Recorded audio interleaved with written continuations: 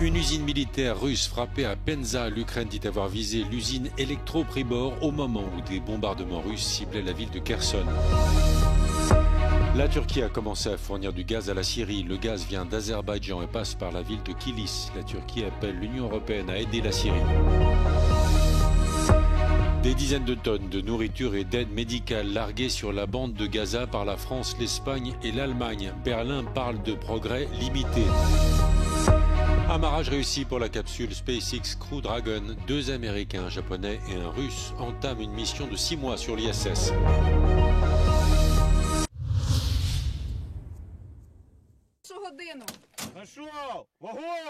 L'Ukraine dit avoir ciblé une usine militaire et une base aérienne russe dans la région de Penza, à environ 500 km à l'intérieur du territoire de la Russie.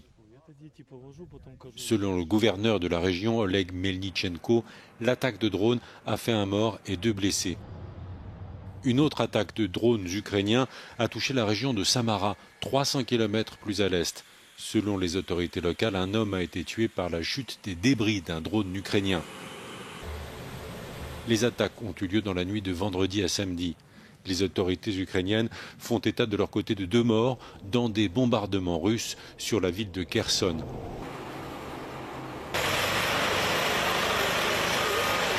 Donald Trump a donné à la Russie jusqu'à la fin de la semaine prochaine pour cesser les hostilités, faute de quoi les États-Unis imposeraient d'importantes sanctions économiques.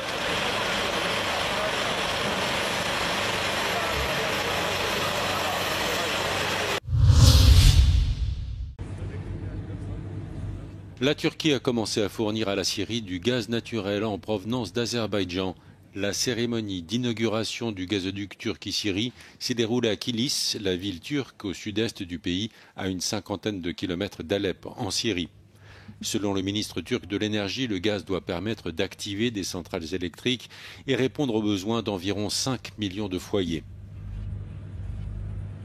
Bu projeyle biz Suriye'deki özellikle Halep'teki üretim santrallerini devreye alacağız ve 5 milyon hanenin elektrik ihtiyacı bu şekilde karşılanmış olacak. Tabii Suriye'nin ihtiyaçları çok, altyapı ihtiyaçları, diğer ihtiyaçlar. Onun için yani Avrupa Birliği ülkeleri, Avrupa ülkeleri, Batı ülkeleri bu anlamda oradaki hayatın normalleşmesi için gereken bu projelere destek olmaları, sahiplenmeleri, bu projelere katkı sağlamaları önemli. La Turquie, le Qatar, la Syrie et l'Azerbaïdjan ont participé à la mise en place de ce projet énergétique. 14 années de guerre civile ont ravagé les infrastructures de la Syrie. Les coupures d'électricité dans le pays peuvent durer plus de 20 heures par jour.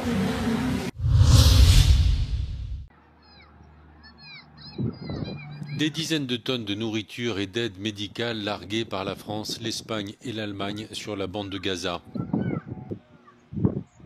Le porte-parole du gouvernement allemand, Stefan Cornelius, parle de premiers progrès limités mais très insuffisants.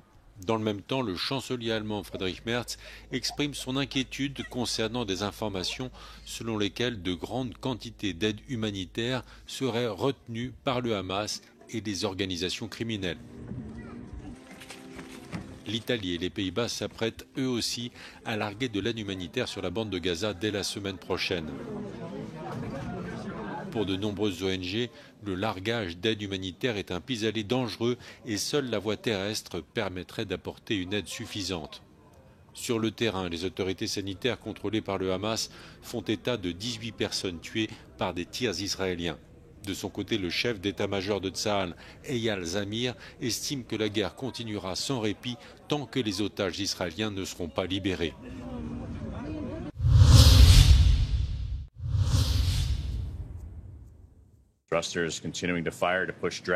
Amarrage réussi pour la capsule SpaceX Crew Dragon.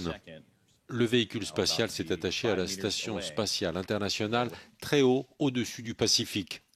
Samedi matin à l'aube, 2 astronautes américains, un japonais et un cosmonaute russe ont rejoint leurs collègues sur l'ISS et entamé une mission de 6 mois.